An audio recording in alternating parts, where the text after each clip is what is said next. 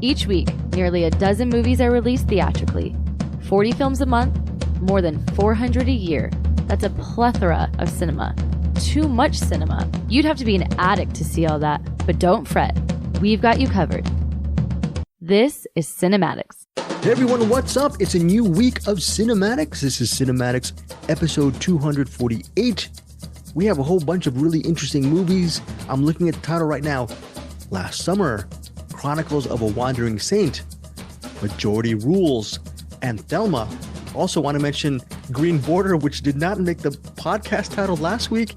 It might not make the podcast title this week, but Bruce Purkey, all by his lonesome, will probably reiterate what he thought of Green Border. The reason why is he's not going to do a recap of his review in depth, but he's going to recommend Green Border this weekend for the week of June 28th. It comes out on a wider release. Eric Holmes, how's the last week been? What, if you can remember, what have you been up to? What have you been up to last week? Who's Eric? I don't know where I'm at. Everything's all confusing to me. It's been pretty good. Just running karaoke, doing some interviews. Gonna talk about a couple bangers this week. I'm good. Kind of curious of what Bruce thinks of one of these, and I really wish you saw the one. Oh, you wish I saw Chronicles of a Wandering Saint. Spoiler alert, it's a banger. It's a banger. Let's see if Bruce agrees, concurs.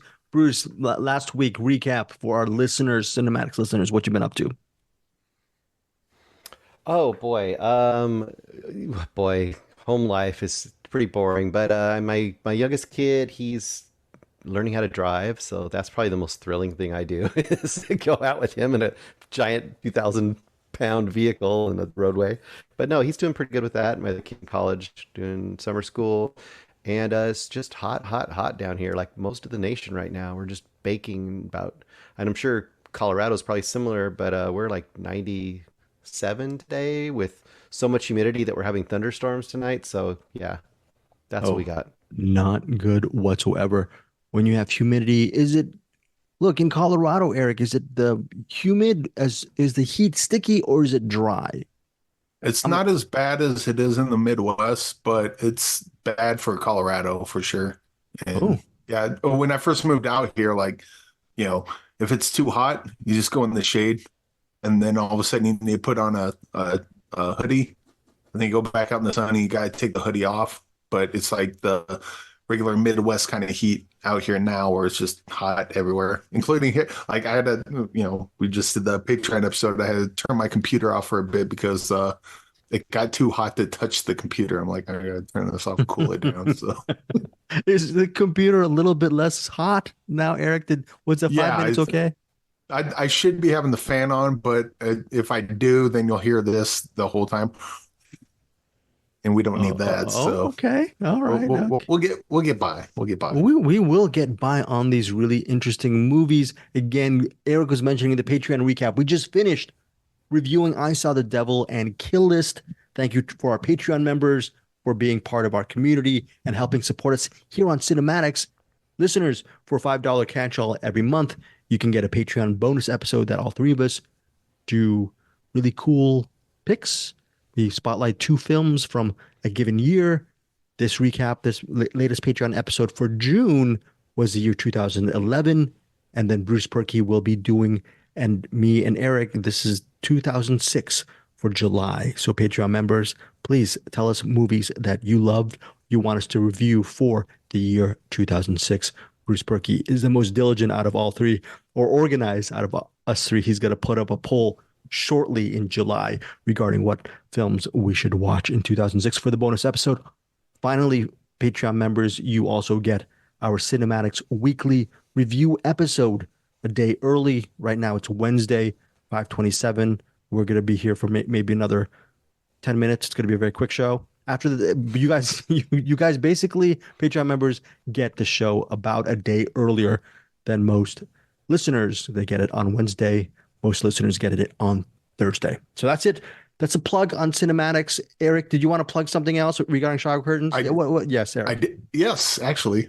Ooh, actually, did we forget shower curtain talk in the Patreon episode? I think we did. Actually, We did. That's okay. But there's no new shower curtains. I was going to do banger season underwear, but they did not have underwear on Teespring, but they did have biker shorts. So there's women's banger season biker shorts that you can buy on CinemAddictsPodcast.com. Yeah. You don't even have to be a woman to wear them. If you can fit into them, they're yours for the low price of $40.69, I think. Bruce Bergman was mentioning it's Pride Month, yes, and there's so many different things: biker shorts, horse-drawn carriages, pack yourself into those shorts, and that was a missed opportunity. That was, yes, CinemAddictsPodcast.com for all our merch. However you support us, it is all, even if you just listen to the show. That's the most important thing. Thank you guys so much for your support since the year 2015. Now let's get to our features. Eric was saying this is the first time, I think, or maybe the second time in our 4 or 5 years doing this together, that he wishes I saw a movie. This movie is called Chronicles of a Wandering Saint. Eric likes to spoil things. He already said it's a banger. So who knows? Maybe Bruce will actually submarine this entire review and say, actually, Eric, Chronicles of a Wandering Saint sucks so much it bleeps. Okay. Who wants to do the plot summary of Chronicles of a Wandering Saint? Let me go eeny, meeny, miny, Bruce Purkey. What is this movie about? Real quick, Bruce, before you go. We will not talk about the twist. Oh, no. It's not a twist. You will never see this coming. It was awesome. Are you joking? Are you joking? No, I'm not joking. It was awesome, but do not give it away. Does it have to do with a coffee table? No. No. No coffee table. You could guess a million times. You will never guess what happens halfway through this movie. I'm not even talking about a plot point. Is the Wandering Saint in a folk horror film? Yes. Oh. Okay. Oh, you gave it away. Okay, Bruce, take it away. Very good, Eric. Now I am enticed. I definitely want to see this movie. Directed by Tomas Gomez Bustillo. The main story of this is about Rita, and Rita is played by Monica Villa. She is a really mild-mannered, middle-aged, maybe a little older than middle-aged. Would say she's about 50s maybe, and she just works in this. I don't even know if she officially works there, but you see her like cleaning and taking care of this chapel, the small little chapel. And boy, I don't know how much to say about this movie. She is as about as unassuming a character as you could possibly imagine. You see all of the some of the other parishioners come in and they're all singing their songs and they're making their plans and they're all gossiping and doing their thing. And she's just in the corner and she's cleaning and she's going in the back room. And at one point, should I say what she finds? Should I say that she finds? Yeah, I think like even the halfway point, there's just the one thing don't talk about. But like plot wise, and after that, I think it's fair game. Let's just say she's the kind of character that is so unassuming that people probably hardly even notice her. Like she just goes through life and people don't pay attention to her. Kind of like me, like me, Bruce. Who? What's that? Okay. And it's like she has good intentions. She seems like she's devout. You see her go at home with her husband, and her husband's very mild-mannered too. In fact, there's an interesting thing where he's trying to kind of reconnect with her, and he's bought these like rain parkas, and he wants to take her back to this waterfall where they were at when they were very young. I think where he proposed to her or something. I forget what happened there, but it was like a early romantic moment. He's kind of making a later life romantic gesture, and she's just kind of like doesn't have time for that. And she finds in the back of the church this covered up statue of a saint or a nun or something. And she does some research and she thinks that it might be this long lost statue that from this parish. And let's just say she makes endeavors to make that statue return to the church. And this is going to be a big, big thing for her. And I would say the whole first half of the movie is about that. Very quiet, very, I would say, kind of charming, but also kind of just kind of like indie like not quite indie porn. I mean, there's definitely a story going on there, but it's not got that quirkiness to it, but like not annoyingly so. Yeah, it doesn't hammer you over the head with it. It's more just like letting like everyday weird facts of life kind of make quirkiness real. And I'll just say it makes a turn. And boy, oh boy, does it make a turn. And I don't think I liked it quite as much as Eric, but I did quite like it. And I would say if the second half of the movie is awesome. Okay, the second half of the okay. All right. Currently it's sitting of this recording, Chronicles of a Wandering Saint, 91% on Rotten Tomatoes. Eric, your review. Seems low. Seems low. Okay. This is a hard movie not to like, at least like it. So the first half of the movie that we can talk about, love the Rita character, and it is like really kind of slow and like it rides that line of indie porn, but I think where it doesn't lose me is that I like the character Rita. I want to know more about her. I want to see her live her life and do well. Yeah, kind of rooting exactly. For her, right? And so it's like, I think on paper it looks like it'd be boring, but I'm interested in the character, so I'm following along. And then the halfway mark hits, and then it just becomes a completely different movie. Still same kind of cuteness and quirkiness, but the movie just opens up at that point, and it just becomes so much better. And we really need to do spoiler talk on this. It's almost impossible not to. Oh, and the only thing I'll say about the second half is there's some stuff with a dog that I adored. There's some stuff with a dog. I will say this has the best post-credit sequence I've seen in any movie ever. My gosh, Eric. Yeah, you are not wrong. Wait, you're not wrong. You being such a diehard MCU fan, how can you say that? I'm being. You got to watch the movie. I defy anyone to disagree with me on that. You defy. It puts every post-credit sequence in history is put to shame by this movie. Okay, are you guys trolling right now? Were you trolling right? No, we are not trolling you. Nope. My goodness. Okay, so Eric, you're very good about not spoiling this at all. When you saw middle of the way, when it made that turn, what was your initial reaction when you saw the direction that it went, the decision? It was kind of a little bit of a shock, but it also like made sense. I'm like, okay, this is where we're at now. Now, like all the parts that were kind of slow going kind of built up to the second half.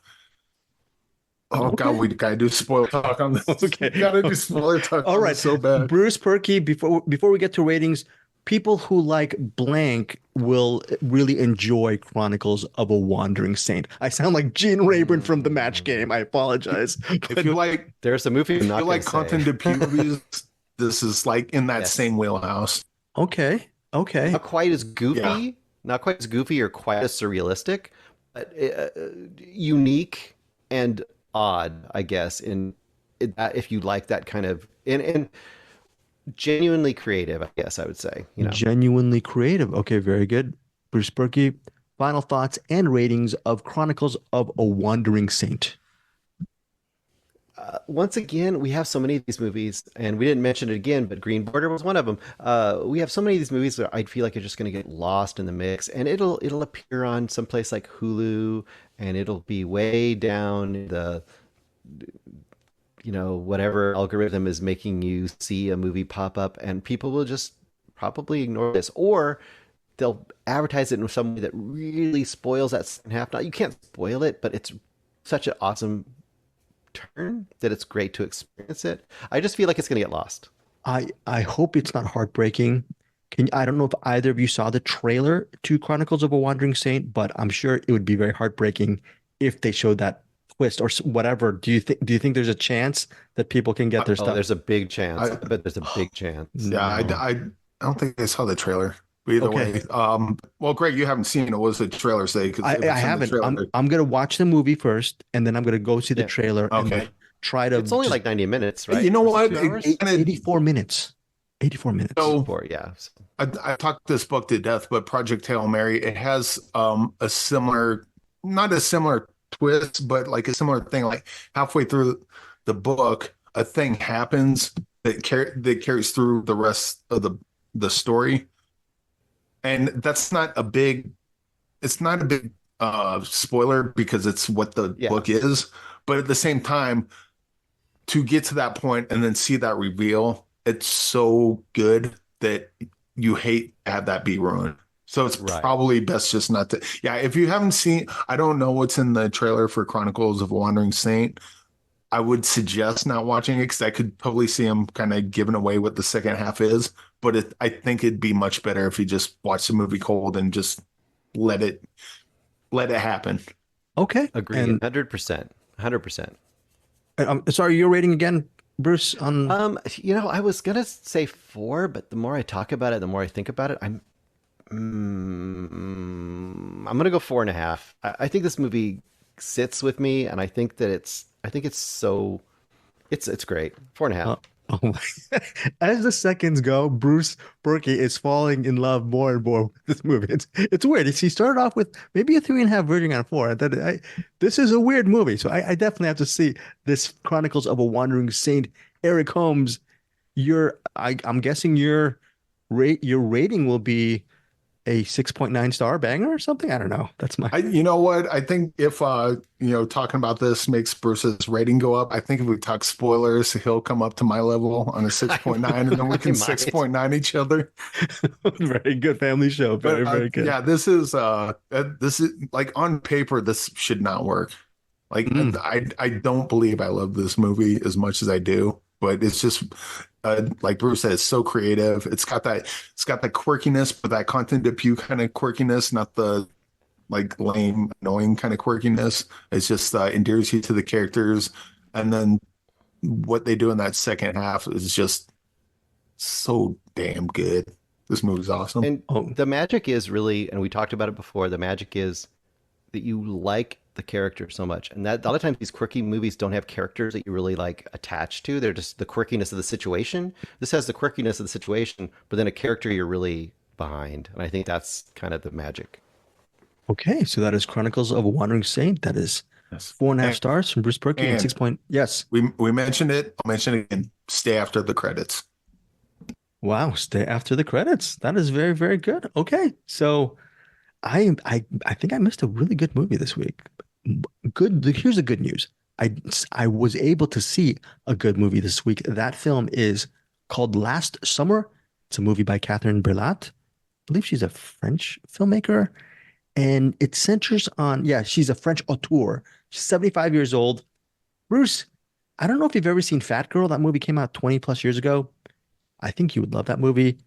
Very interesting artist. And this movie is essentially a family drama. Catherine Breillat is also a co-writer in collaboration with Pascal Bonitzer. The movie centers on a lawyer, and that lawyer is played by Leah Drucker, and she's a very successful woman. She has really loving husband who's a businessman, and she has two wonderful adopted Asian daughters or kids, and they live somewhere in this remote area of France, like French countryside area, very nice, idyllic location.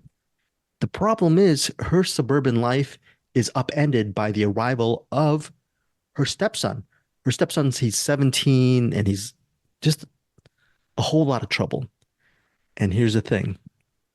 He is more than a whole lot of trouble. This is not a spoiler. This is a premise of this is a summary. She ends up hooking up with her 17-year-old stepson, Theo. Theo is played by Samuel Kircher. And what happens for the rest of the narrative is you get to see a little bit of their relationship and what happens when it's a wrong situation, right? She's an attorney. Actually, what's interesting, she's an attorney for people who are abused. And here she is abusing a 17-year-old and seducing a 17-year-old, okay? So that is the premise of Last Summer. What happens to this relationship? Will they stay together? If they don't stay together, will the secret of their illicit and illegal affair come out to the husband and to the loved ones, et cetera, et cetera? There's a lot of speaking and talking in Last Summer. It's one of these sophisticated adult dramas, but under the hands of Catherine Breillat, it is a lot. It's an elevated family drama. Music is by Kim Gordon, former member of Sonic Youth. And it says here, music by Kim Gordon heightens the erotic tension of Last Summer, a film that boldly surveys power dynamics, female desire, and fulfillment. So again, it's really kind of not cool to see a 17-year-old and a woman in her early to mid 50s hooking up. It's not too graphic, the sex, but it is intimate. So this is one of these movies that some people might not be able to stomach. The movie is it's a remake of the 2019 Danish film Queen of Hearts. But I love this movie. First of all, it's a great look at power dynamics and sort of that intricate plot of what happens when this relationship goes sour. And it's Fat Girl from Catherine Breillat from 20 some odd years ago really went there with its graphic nature and its execution. And that same aesthetic applies to all of the events that transpire in Last Summer. You think it's going to go someplace regarding her relationship with a teenager, but it goes just different kind of beats. And it's a very unexpected and unpredictable family drama. Unpredictable and unexpected is something you do not see too much in the family drama genre. And I'm so glad to see that it is prevalent in Last Summer. It's only playing, though, Friday, June 28th at the Nuart, the Los Angeles Nuart Theater. If you are listening, CinemAddicts Facebook group member, Matt Stillman, if you have time, go check out Last Summer. Or if you are in Los Angeles, give this movie a shot. And I'm sure as the weeks wind down in summer, there will be more locations to check it out. But until then, June 28th at the Los Angeles Noir Theater. My rating for Last Summer, 4.5 stars. I also want to apologize to Bruce and Eric after all their praises for Chronicles of a Wandering Saint. It opens in New York, June 28th at IFC Center, as well as Los Angeles, July 5th at Lumiere Cinema. Again, that's unfortunate. That sounds like it's going to play in 3 theaters and then be forgotten. If you're listening to this, when you can see Chronicles of a Wandering Saint, go watch it. Okay, and it's Bruce, Purkey, and Eric Holmes' job to make sure that Chronicles of a Wandering Saint gets seen by way more people than the people who see it in these 2 movie theaters. That's our job as CinemAddicts. As the leaders of CinemAddicts, finding undiscovered or gems that are in the dirt. People can't find it. And one of them is Chronicles of a Wandering Saint. The other is Last Summer. Did I like it because of the prurient interest of a woman, a middle-aged woman, and a 17-year-old? I'm not going to say. I'm just saying it's an elevated, classy family drama. Well done. It's just a really well done film by Catherine Breillat. Again, what did I give it, Eric Holmes? Did I give it? I'm not going to give it 6. Yes, 4. Yes, 4.5. Very good, Eric Holmes. Okay, now let's get to an echo. That echo being Bruce Purkey. Just echo your sentiments from last week regarding Green Border. Reason why you did a great job at reviewing the film last week. But this week, for the week of June 28th, it goes to a wider audience. What can people get from this latest film from Agnieszka Holland? I mean, basically, it's a heavy movie, but if you like a movie that really... you have been entertained or impacted by some of these movies that are really epic around the issue of immigration or immigrants' rights, anything like that, then we talked about Io Capitano earlier this year. This is a great kind of a companion piece to that because it's kind of the other end of the coin, whereas that was the journey. This is kind of like it's supposed to be the journey, but it's kind of the end point of the journey, and that we follow Syrian immigrants as they go from Belarus into Poland, and how there's this ongoing, not really a battle per se, this ongoing conflict between the 2 nations where we are constantly pushing the immigrants back and forth across those borders. And this movie does the great thing of kind of being a little more epic as opposed to just focusing on the immigrants. It focuses on the immigrants, the guards, the border guards, the people who are trying to, the activists, all these different sides. So it's a really well-rounded, really challenging, and sometimes harrowing movie, beautifully shot in black and white. So there's more barriers for some people. Foreign movie in black and white. But it's fantastic, and it will hopefully find an audience, just like we talked about with Wandering Saint movie. So we'll Right. see. Right, Bruce in Green Border, I'm looking at the press release. It says it, quote, opens our eyes and speaks to the heart, challenging viewers to reflect on the moral choices that fall to ordinary people every day. So that's one thing. But my question to you is, Yes. yes, this movie, it's Polish, Arabic, English, French. These are the languages in this movie, I'm assuming. It's 152 minutes for the layperson going to the theater. Are those 150, were those 152 minutes prohibitive for you or maybe prohibitive for some? What kept you going over that 2 hour They or weren't 90-minute mark? they weren't for me, and part of that is because you're telling the story from so many angles that as opposed to just being with the one point of view for that length of time, which still could have worked, you'll go for what 30 minutes with one point of view, get really invested, and then you'll flip it, and all of a sudden now you'll be with guards for another 20 minutes, and then maybe you'll be with activists for another 30 minutes. And each of those stories involves you, and then they kind of interweave, and by then you're invested in all three, and there's not that much of the movie left to go because now you're in all of those stories. Also, it's so boldly political in the sense that it takes a point of view, which you don't often. Some of these movies want to be very like sterile and like a bird's eye and just give you the horrors of war, whatever it is, right? They want to kind of stand back and be a distant observer. This is an involved observer. This movie takes a point of view, so it will create a lot of, I think, dialogue and debate because you either agree with that point of view and be, enraged or activated or, whatever, mobilized by it, or you'll be angry about it, and that'll also create dialogue. So I think it's quite audacious in that sense too, which I appreciate that as well. Bruce Purkey, That's not afraid to take a stance. okay, Bruce Purkey, last week you gave it 4.5 stars. That rating does still stand a week later? Yeah. Okay, 4.5 stars for Bruce Purkey for Green Border. Thank you for that recap from your review of last week. Bruce Purkey and Greg Srisavasdi will now stop their video. We are going to take a nap. We are elderly men. We need our rest and respite. A little bit of succor, Succor. Succor is a synonym for relief. I don't know if you knew that, Bruce. Ah, Hey, see, I did. Eric. But now I just remembered studying for the SATs. All these words I haven't used that since I was 17 or 18. Succor. You were a success. Success. Very good. The reason why Bruce and I will be shutting up for the majority of the next 10 minutes is because Majority Rules and Thelma is on the docket. Bruce Purkey, if you want, you can take a siesta. You can leave the room if you want. I mean, okay. Eric, you are a man without a country, a man without any co-hosts. I'm just going to throw a couple of lobs and you're going to go for it. Majority Rules. It's in theaters starting June 28th. It's written and directed by AJ Schneck. Wait, Schnack? Schnock? Okay, Schnock, Like thank rock. you. Okay, Schnock, like rock. Now, it premieres on New York Friday. I'm looking at the poster for Majority Rules. Here's the tagline. What if changing the way we vote could change everything? This is a documentary, Majority Rules. What can you tell our listeners? Is it worth checking out? Yes. In short, yes, it is.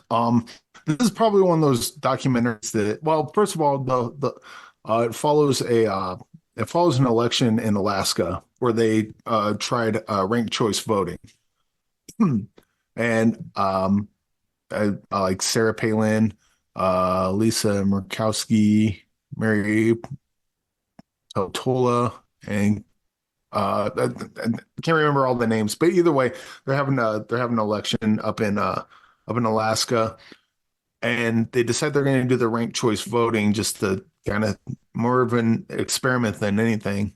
And when Sarah Palin gets into the race, it's kind of like, oh, Sarah Palin's going to win. It's between Sarah Palin and this one, the other person. I think it was like two different Republicans or something like that.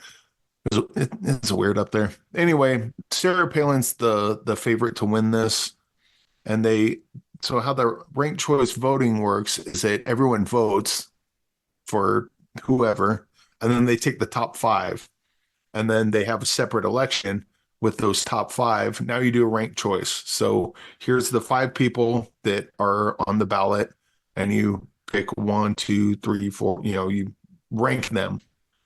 And then so they'll get all the votes. Whoever has the most votes, the whoever has the least amount of votes, they're out of the race now. And they take those votes, they remove them from the top and go with the second one, and then divvy those up. And now, and then the last person on there is removed. They take the votes and go on, so on and so forth until they figure out what the majority rules. Hence the title. Kind of similar to Roots So Deep, where it's like, here's an idea, and now we're going to watch this play out and see how it actually works. That's kind of what this is. And it's just good stuff. I think it's definitely better than the system most of us have now, especially with the presidential election. Hey, which rapist you want to vote for, this one or that one? Well, I guess that rapist is less of a rapist than that one. I guess I'll go with the less of it. This one kind of sort of levels the playing field. Like the bad people can still get in, but I think like you have to, the people running for office, they have to do more than say, I may be terrible, but I'm less terrible than that guy, because you have more people to contend with. And I think it just makes the dynamic maybe a lot easier for someone that's not a complete creep to win an election. But also, this is one of those documentaries that's, as good as it is, I don't think it'll, it's just another drop in the bucket. Hopefully it'll eventually get us to where we need to be. I don't think this is going to be the one to turn everyone around, though I wish it would. And I think a lot of people are just going to kind of cross their arms and sneer at this. But regardless, it's a great documentary, and you should watch it. And it explains the ranked choice voting a lot better than I just did, because I think I just bone that pretty hard. No, it's not your job to do that. It's a documentary's job, like you were saying, Eric. And so give yourself a break there. But it says at the press release, it says, quote, "How did the American electoral system become so dysfunctional? And can changes to how we vote change our entire system for the better?" You answered that, Eric, but I think for the 92 minutes, do you think it's a value added experience for people to watch this documentary? Again, it's definitely interesting. I wanted to punch the screen every time Sarah Palin opened her mouth, but that's a love is a battlefield. Love is a battlefield, Eric. Right? She's an idiot. But all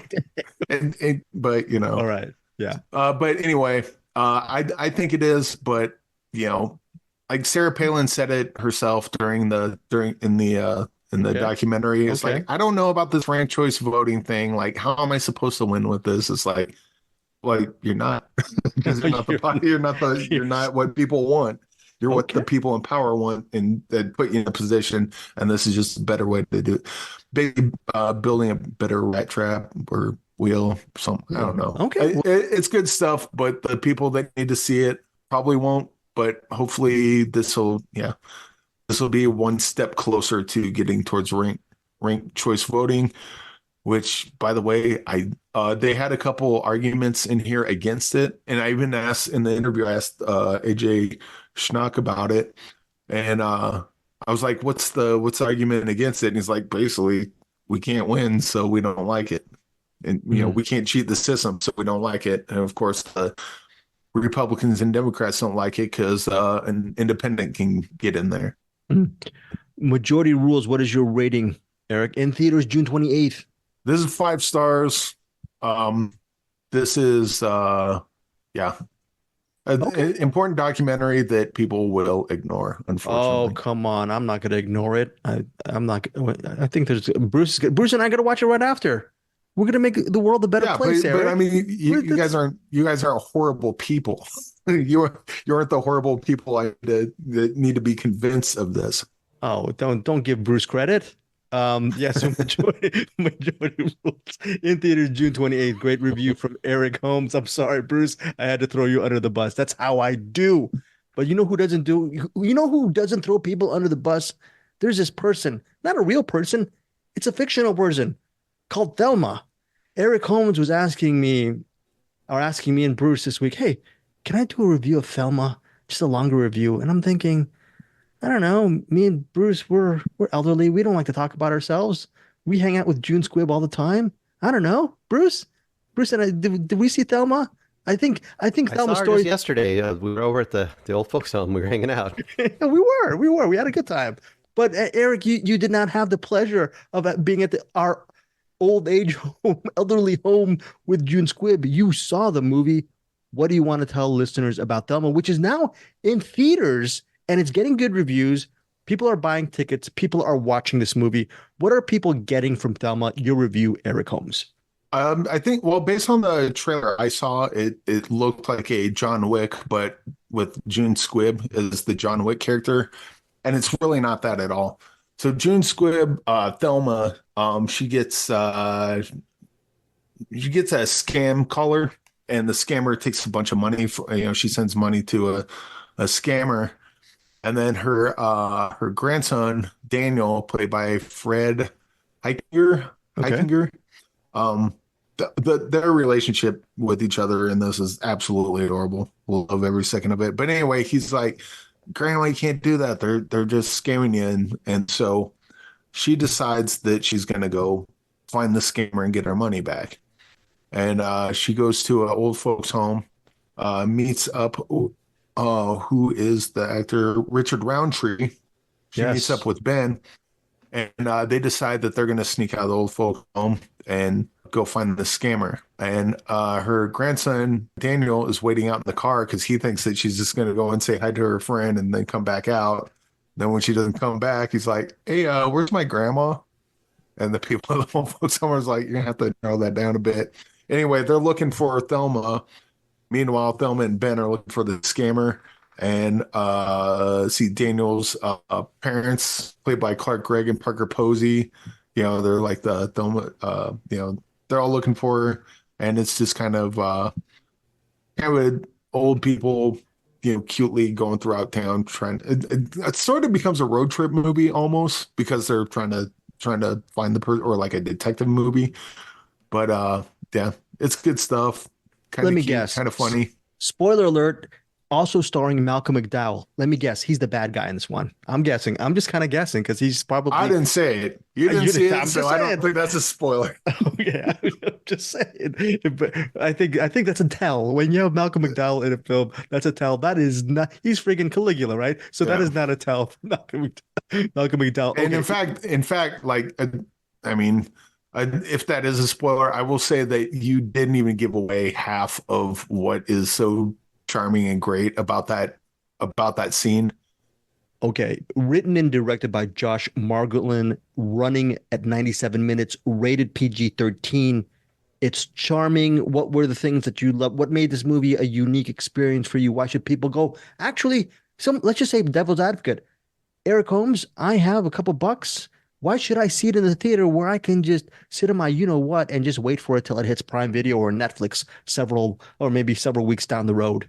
Thelma and Daniel's relationship is gonna rip your heart out in a good way. Like, not like, oh, it's so sad, but it's like, oh, they're so cute together. I love them. And then when Ben comes into the picture and becomes Thelma and Ben, same thing. I mean, June Squibb just in general is charming as hell. And her with Fred Heikinger and her with Richard Roundtree is just it, sometimes what was that? Miss Harris Goes to Paris. Love that. Yeah. Kind of like that. You watch a movie, Oh. it's like, this is. I felt good watching this. It's not like the jokes aren't like ha ha. It's not like side splitting or anything, but it's like funny enough and charming enough that you just feel good watching it. It doesn't make you shed a tear though. It's more of like a laughing kind of thing. It doesn't make There's a couple parts where I got a bit dusty, but it wasn't like, like when like a character interaction happens and it's so like just so ungodly sweet Yeah. that you're just like, oh, it's so Yeah. like watching a newborn baby there, or like that, or like a baby does something cute. It's like so cute that it's like you just want to cry or like squeeze them or do something. Yeah. Not squeeze them to death, like you know, I'm talking like baby squeeze, like Did Thelma remind you of Bruce Purkey? Greg's like, I don't understand this. I don't get this. Yeah. Did Thelma remind you of me and Bruce as how we're in several years we're going to shed this mortal coil ourselves, and you might be crying in the distance and looking for two new podcast co-hosts? Eric Holmes, what do you think? CinemAddicts? I mean, if you guys are, if you guys were as cute as Thelma and Ben, I couldn't do this. I just couldn't handle it. To be like, this is too cute. I'm out. Okay, I can't take it. Okay, so what is your rating on Thelma currently in theaters, Eric Holmes? This one's probably a 4.5, and this would be like a great movie to watch after you watch like what's like a recent bummer that we saw, like a really like so The Coffee Table. The Coffee Table. Yeah. You watch The Coffee Table and you're like, oh God, life sucks. Put in Thelma, it's like, you know what? Life's pretty good. I like life. Okay, This Thelma's like a perfect palate cleanser for that sort of thing. Okay, and Bruce Purkey, he and we're not palate cleansers. We are existential negative human beings. So who knows? Maybe Bruce and I would down the road. Maybe we might like Thelma as well. But right now, 4.5 stars from Eric Holmes, 97 minutes, PG-13. Go see it in theaters. Also, with a high rating for our recommends, is a movie that Bruce Purkey is in the heavens singing and saying, hey, you should watch The Watchers. Bruce Purkey, what is it about this movie that makes it so wonderful and beautiful and special and life-affirming? What is your review of The Watchers? It's not that. Okay. The Watchers, well, first of all, I went to see The Watchers because my kid wanted to go see it really bad. And I was like, okay, I'll go see The Watchers with you. Sure. And this is the directorial debut by M. Night Shyamalan's daughter. Oh, okay. Yes. Ishana Shyamalan. Yes. And it stars Dakota Fanning and a bunch of people, I guess. Georgina Campbell.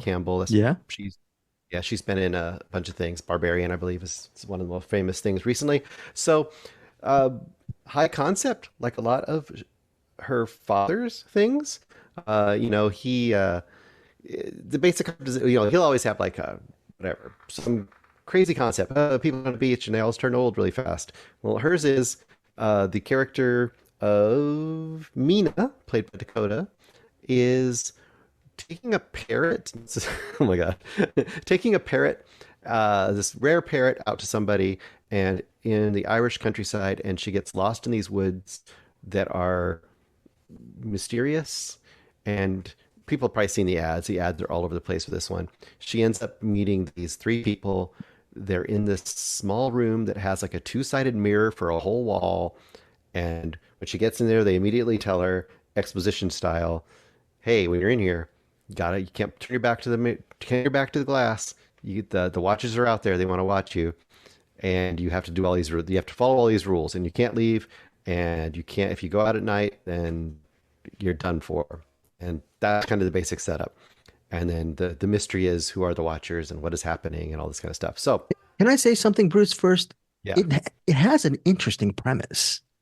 Yes, that is the plus for sure. I was going to say, on the positive side, really interesting premise, good cast, great production values. It looks really good. I would say from this experience that with a better script, which is the negative, I think Ishana might do some really interesting work.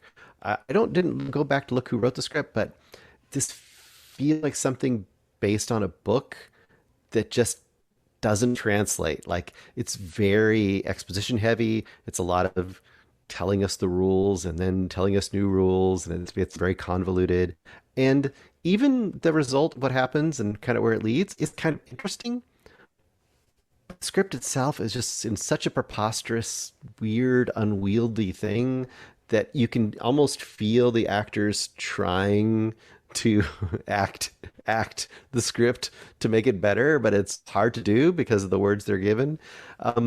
It's based on a novel by sorry, Bruce. It's based on a novel by A.M. Shine. So I think your guess is correct that it's based on a novel. So hence the exposition-laden narrative. But yeah, it feels like a really interesting world that wasn't told in an interesting way, and that's the sad part of it. Like, there's something there, and it just doesn't quite work. It's kind of awkward. Overall, I mean, I'd probably go 2.5. Like it's right on the border. It wants to tip either way.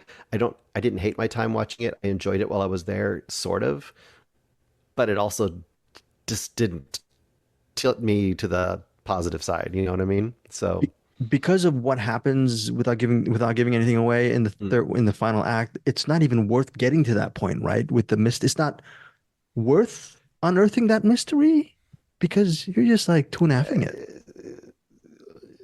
Yeah, unfortunately, yes. Because some of the stuff just doesn't work. And but some people might buy into it a little bit better and like it, but I wanted, Anderson says this all the time. It would have been great if it was a better movie, and this is kind of the epitome of one of those movies where there's so many factors that are great, and just the script and that part of it just let it down so hard. And what did your son think of this movie? He was about the same as me. Okay. All right. So let's see. The Watchers, there were some comments here on our CinemAddicts Facebook group. It says, let's see. Reviewer Dave Gullick said, it's not bad, but I see why people didn't like it. Also, let's see who else. Matonio Adonis Helios said, me too. I find it hard to recommend, but it did it for me personally. So Matonio enjoyed it.